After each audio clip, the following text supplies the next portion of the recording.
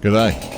Well, as the title of this video depicts, this beast of crotch birch wood, it was possibly the worst turning piece of wood I've ever had the misfortune of encountering. It looked okay from the outside. Crotch wood obviously gives you some really good grain patterns. That was what was after. So out with the chainsaw and cut this thing right in half to get 2 bowls out of the one piece of wood, and it was a huge piece. So it was a natural progression. Anyway, once it cut it in half, the amount of punky wood that's almost turning to a rotten state. Yeah, I should have said to myself then, this is going to be too hard. Maybe we should just move on and get another piece of wood. Anyway, follow this video and see how this journey continues. Stay till the end, and if you can't help it, just follow it through, because you can see how this punky wood is held. 2 bottles of 2-ounce Starbond CA glue was used on this to stabilize it.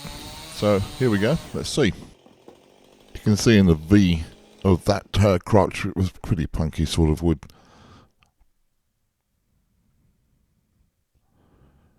Anyway, on the bench, and using a 3-inch hole saw just to cut indentation in the back of this lump for the headstock mount.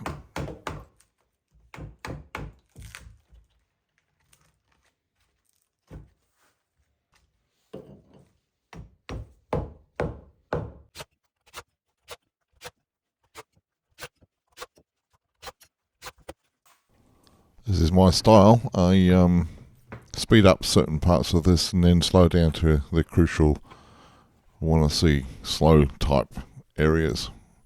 So here it is on the lathe, and starting off with a Hercules roughing chisel.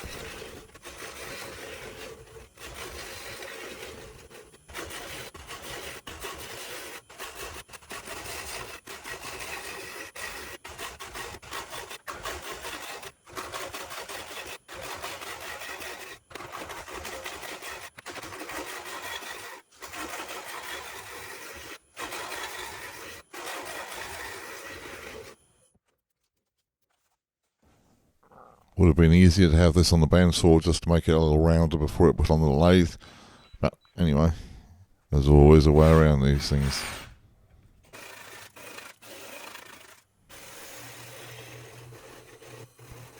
Now you can see the bowl is taking shape, and every time I stop the lathe and take another look at this wood, I see a whole new area of punkiness that has to be dealt with.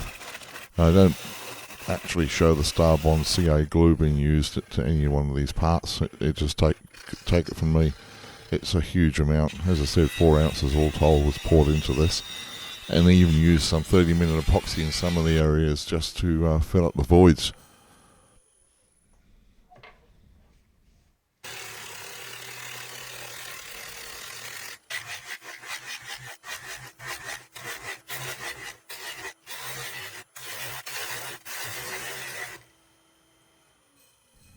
You see in this shot, as it slows down, just how much tear out and, to be honest, quite messy turning. It's just me. I'm going to stick with this and see it through to the end, so keep on following me through, see how it all ends up.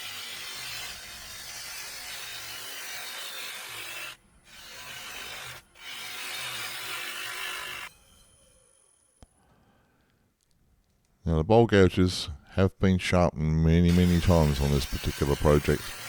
Not that they go so dull, but with the amount of different areas of grain direction, the tear out is horrendous. So got to keep the bowl gouges extremely sharp. Now turn it around, start on the front side. Pretty well happy with the outside areas as best as possible, and I'm speeding this up 20 times in some of these areas actually, just to get through it. Pretty boring taking out the meat of this, but it turned out pretty well.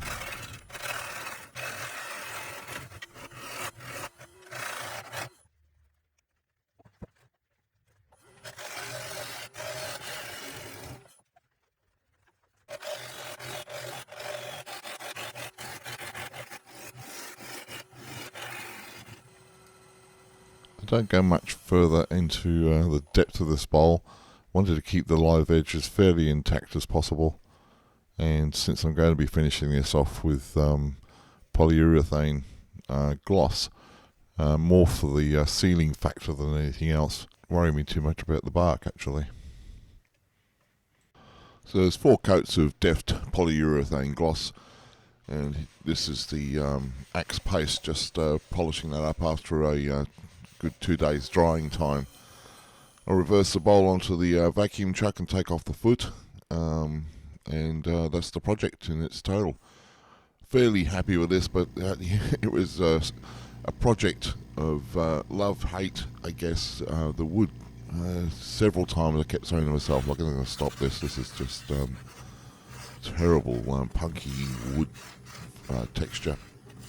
But pouring that CA glue onto it and stabilising it, and it came out okay in the end. So another video next week. Thanks for joining me again, guys. Cheers.